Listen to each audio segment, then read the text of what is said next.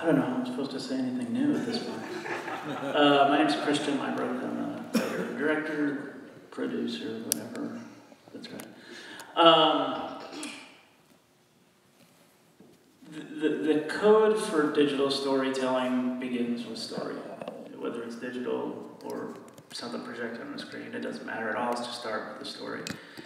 Having said that, the people who are going to crack the code on things like VR and AR and stuff like that are going to be the people who are the youngest people in this room and the people who are your younger siblings.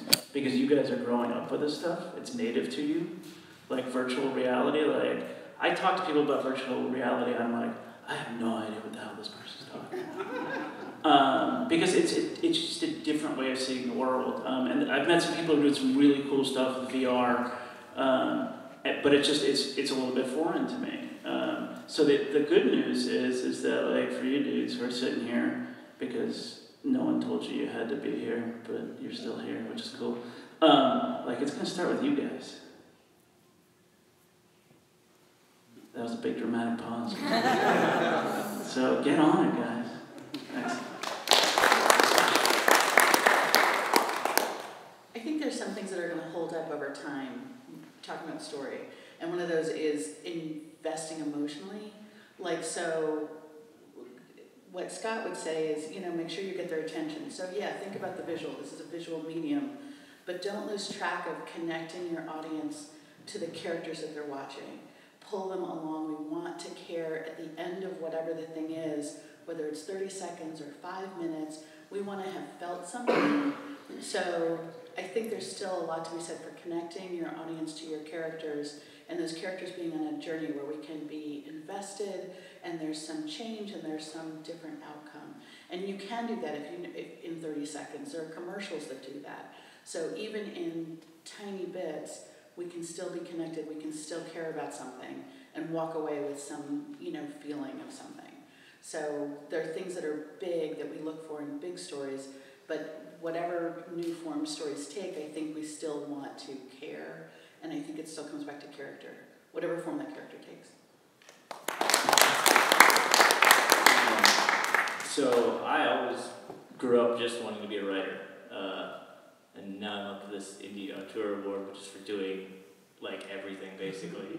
So yeah, in order to get my writing made, after several failed attempts in LA, I had to take on like directing, I had to take on, well, not acting because I can't go in front of a camera, but you know, when you have to operate a camera, you have to operate a camera. When you have to hold a mic, you have to hold a mic. You know, if you have to get on your knees and create all the footsteps so that the sound sounds good later on for a Foley art, you know, Foley stuff, that's just what you have to do. But in terms of the question of how do I write, you know, for, you know, new audiences, or like how do I write stuff for everyone, I kind of realized you can't do that. I've seen like 5,000 movies. I love watching TV shows. I keep like a list on Excel of like everything I watch and I make notes about it. But I really enjoy seeing stuff, so I just have to write stuff that I want to see, you know. So that's kind of where I limit what my goal is, you know. Is it something that I want to go check out? Is it something that hasn't already been done? Because that's how I can sort of control, you know, I can't figure out what 15-year-old boys, you know, in Muskogee want to see, but I'll make something that I wanted to see when I was 15, and, you know, who knows, maybe it'll have some resonance. So yeah, that's about it. And I would highly recommend Writing for Emotional Impact by, is it Raphael Iglesias? I don't know. But anyway, it's a great book that really focuses on basically dealing with emotional impact with your audience, from just a screenwriting level to a storytelling level. It's a great book. Okay, panel. Quick question to the panel. Okay, and yeah, get your questions ready out there. Okay, when you and I were discussing earlier about when we started, we shot everything on film. Yeah. And then everything has gone to digital and high def, which is basically digital with a superior digital and so on. Okay. So as we move to 3D and 4D, okay, and as we move to what do you just call that? VR. Yeah. Okay. Where we see the watcher become the star. Are any of you writing or thinking about how to write for that? Anyone? Well, I think that you can take, all of us here are writers, have concepts that are half-baked or maybe not fully formed. And as I am thinking about the next project that I'm doing, I am starting to incorporate those elements, those VR elements into what I'm writing and what I'm thinking about writing. So to that extent, yes. You brought it up. So I'm gonna go back to it's you guys. The difficulty with VR or AR, which is augmented reality, it works really well for nature, environmental things on the documentary side, stuff like that, because it puts you in that universe, it puts you in that world. The narrative challenge is how do you put somebody in the driver's seat of a story? It's like somebody writing a novel from second person. You know, instead of he did this, she did this, it's you went down the street, you met a man with a gun. The only people, there are a lot of programs who are doing cool stuff that are trying to figure it out, how to crack the code. There's an organization in New York called the Independent Filmmaker Project, the IFP. They bring people in who are really trying to focus on this VR stuff, and they're all younger. They're all in their early 20s, probably. Tribeca in New York is doing stuff around this too. Their Film Independent in LA is looking at this stuff. The one project that I've seen where people have doing some neat stuff around narrative is it's a contained universe. These guys that I met had this short script, and it's 6 characters in 6 rooms. And so they knew the parameters of the universe. It's a choose your own adventure. There's only so many paths you can take, and they've contained the universe. It's not like Bacone College here, where you can walk out into the world. They've said there's 6 rooms that you can go investigate. And depending on if you go into this room, this happens. So that's how this stuff is going to start. Now, from our perspective as writers, that's a really difficult thing to figure out, because you've got to figure out if-then statements. If I walk into this room, then this happens. If I choose not to walk into this room and just stay at the table, then what happens? So the virtual reality thing is really interesting. And again, I think it's going to be like kids who are growing up with it, who like have this native understanding of what it is, they're really going to be the ones to crack the code. And that's where there creates opportunities for all you students here. So get on it. Anybody else? You know, I think back to the innovators in my time, things like James Cameron making The Abyss, and I'm like, a lot of the stuff that they created to make that movie was because he had a story that he wanted to tell. So he made technology catch up with it, or, you know, he sort of pulled it along. And a lot of that has impressed me more than something like Hardcore Henry, which is a POV, it's like innovative in terms of being the first feature-length POV movie, but I'm like, this is like watching a video game. It's like watching a friend play a video game. Yep. And I'm like, that gets boring after like 5 minutes. So like for the, it was based on a music video they did that was really entertaining for 5 minutes. But when I tried to when I snuck into the theater and tried watching Hardcore Henry, I was like, oh my god, this is like never ends. What the, you know? So I mean, there's going to be a lot of experiments, but I think when the experiments are driven by the technology, it's a lot less interesting than when good storytelling is you know, sort of breaking the breaking new technology, breaking the ice, and finding ways, you know, like stories that wouldn't have been able to be told before. That, to me, I think yields a lot better results than when it's like, oh, we've got this technology, how can we use it and do something interesting? And it's like, well, now you're just trying to be interesting, which is, you know, a person in a spotlight, like, look at me, you know, versus, you know, this is this great story, but we haven't been able to tell it properly until now we can. This is cool. So, the Choose Your Own Adventure, like, that's something we grew up with, that's a book, that's, you know, I mean, that's a style of storytelling that exists. So that seems a lot more engaging and promising than just, here's a new way of seeing the world. Okay, that's interesting, but, you know, The Hobbit wasn't better for having been shot in 60 frames or whatever it was. So, I don't know, I wouldn't be a slave to new technology. Just because it's there doesn't mean you have to use it, you know. So, yeah.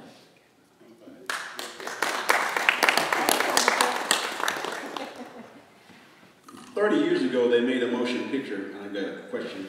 Not a question, I want to add something. Oh, okay. And I'm going to make this real quick comment, because some of you may remember, we're old enough.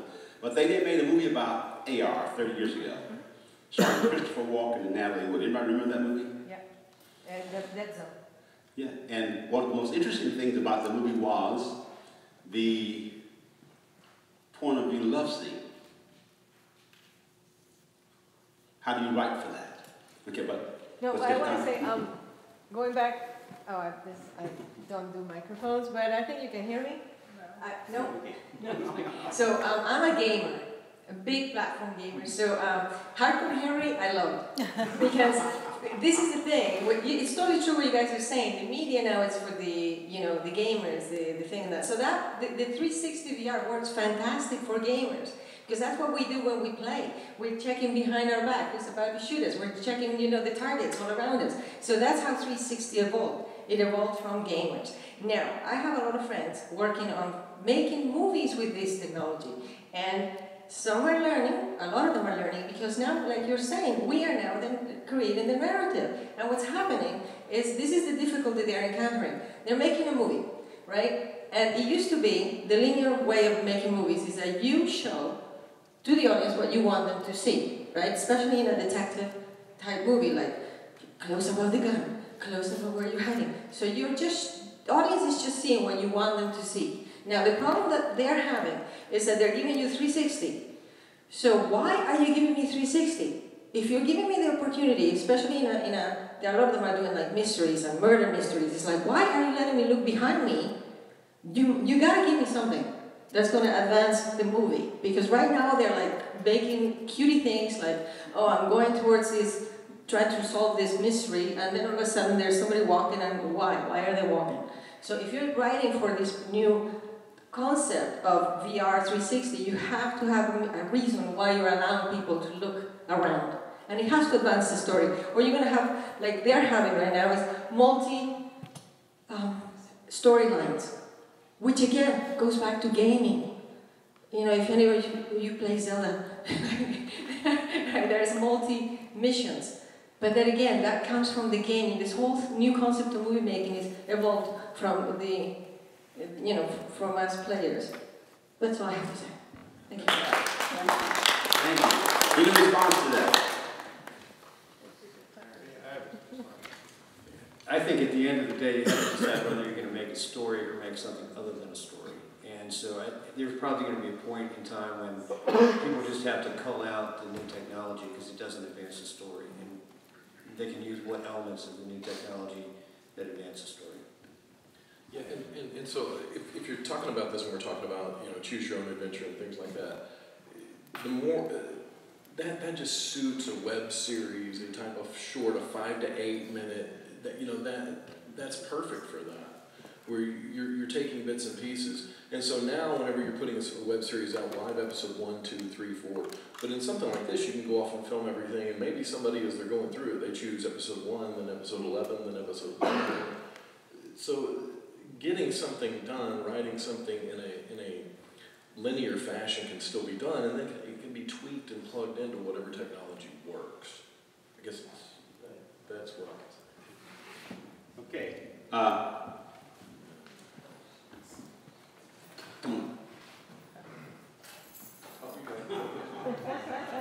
I was just going to say, going on that point of how people are gamers and it's perspective-driven view, and you can go here and you can go there, you can look all around you. I think a big problem with VR as well is the expectation of the audience coming in. Like when you go into a film, you know the format, you know what to expect, and how the story's going to unfold. When people are going into VR, they don't know what to expect, right? They've never used this technology. They don't know whether they're supposed to be looking at what's in front of them or what's behind them.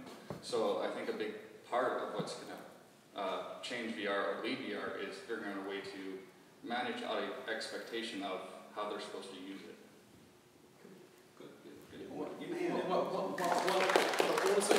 While I agree with that completely in principle, my 12-year-old is going to know. So, I mean, it really, there is a huge shift. It's like whenever the PC came in and your family got that huge Commodore or whatever, and it's sitting there and everybody's like, this is awesome. What the hell do we do with it? And I think that's kind of where we're at right now with the VR situation, but the kids are going to figure it out. So, I don't know.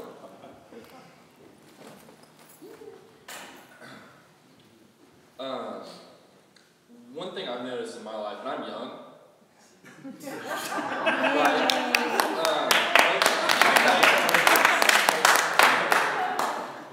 me personally and a lot of my friends that watch movies, and most all of my friends are gamers, like you said. I'm not really much of a gamer, but I've grown up with it and around it, and I'm a big fan of gaming and actually watching games. I prefer to watch more than actually playing. But when it comes to cinema, me personally and people in my life, young people and stuff, typically they'll see a 3D movie or something like that, and they don't like it as much. And one of my biggest idols is Christopher Nolan. A lot of people know him, Dark Knight Trilogy, Inception, etc. One of probably the biggest filmmakers today, and he's known for speaking out against stuff like that. Like, he doesn't view his movies in 3D because, like, he says he believes that a movie in itself, the story, the way it's filmed, should be 3D in itself. And I'm a big fan of technology and the way it's evolving and stuff, but I feel like if we move too far into, say, a VR direction, it's almost becoming not a movie. And as somebody that's getting into the film industry at a young age, I'm kind of afraid of seeing the old ways go away to evolve into something like that I feel like is gimmicky if it's marketed as a film when it's almost not a film. And that was just kind of my thought on that. I'm curious what y'all think about that. Give me a hand, folks.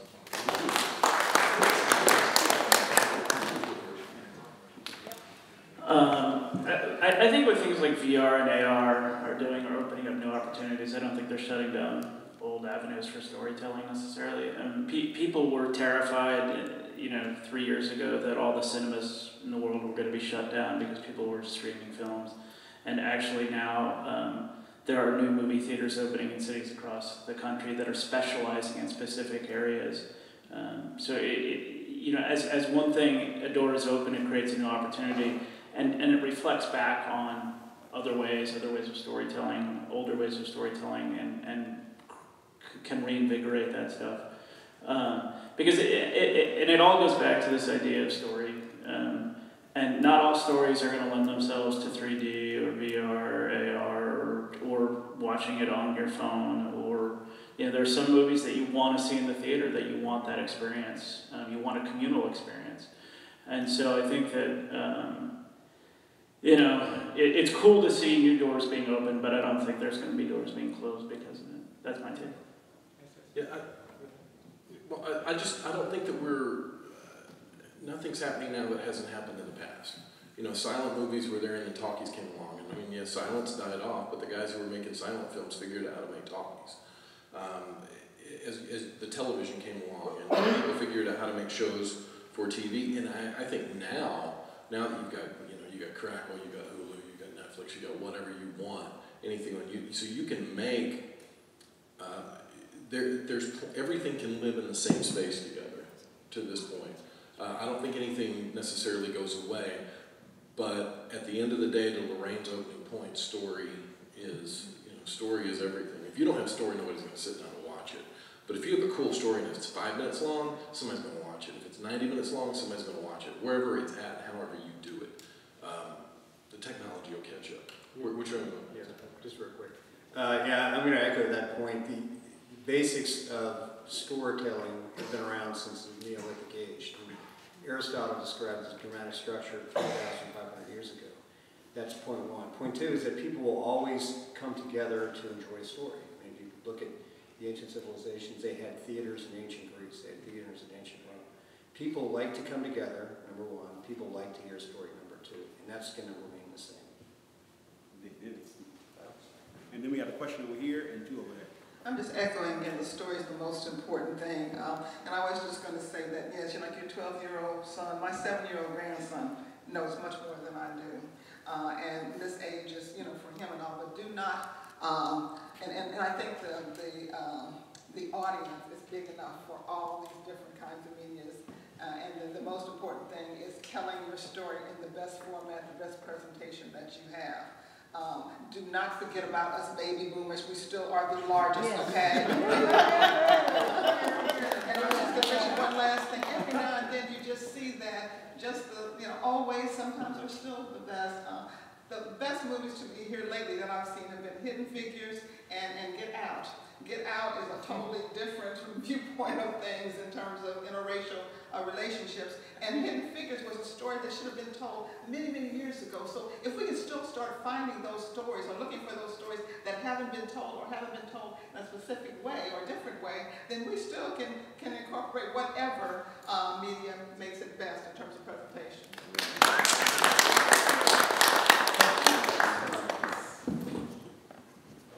Hi there. First, I'd like to say I'm very confused because I love the passion of this lady talking about, I'm a gamer, I want to see everything. And a murder mystery, I want to see the murderer back there. I don't want to, no. And this young man who said, blurring the lines between a virtual reality game, because basically you'll have a game after a while if you're constantly doing a 360 movie. And I don't know, as a director, as a writer, I want to control what the audience sees, especially in a mystery. Exactly. So I wanted to ask the panel about something else. It's a little off topic, but I wanted to ask. To me nowadays, television writing is soap opera. Look at all the big, Game of Thrones, Breaking Bad, Better Call Saul. To me, they all harken back to me watching General Hospital and Luke and Laura back in the 80s. For you baby boomers, all you young people go, huh? Anyway, but I don't think that's ever going to lend itself to this kind of thing, because TV is such an intimate thing. You see it in your living room, you see it on a big screen, on a small screen. And can you discuss the difference between writing for a TV where you have like an endless amount of time to tell your story, and a movie where it's just 90 minutes or 2 hours and out the door? Had a very interesting conversation years ago with Stuart Margolin. Stuart Margolin, for those back in the baby boomers, was Angel in the Rockford Files, did Love American Styles, did a lot of stuff. And my specific question with him was, tell me the difference between writing for film and tell me the difference for writing for TV. And that goes back to the clicking. So while you're talking about you have an endless amount of time for television, you don't. You don't. You have so much less time if you're strictly writing for television, because the ticket's not been bought, the remote's in hand, they'll click away. Also, TV and the internet are the exact same thing now. 5 years ago, I had a guy sit and look at me and say, Scott, TV and internet are going to be the exact same thing in 5 years. And I said, we'll see. No, it is. It is.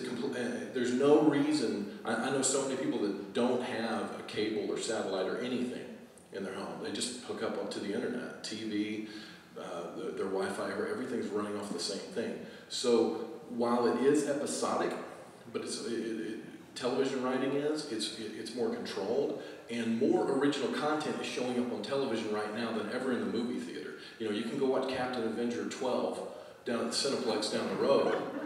Meanwhile, Steven Spielberg does freaking Lincoln and barely gets it in theaters. Up until the last minute, it was going to be HBO because nobody wanted to pick it up because, the economy just tanked. I don't know if we can go out on a limb.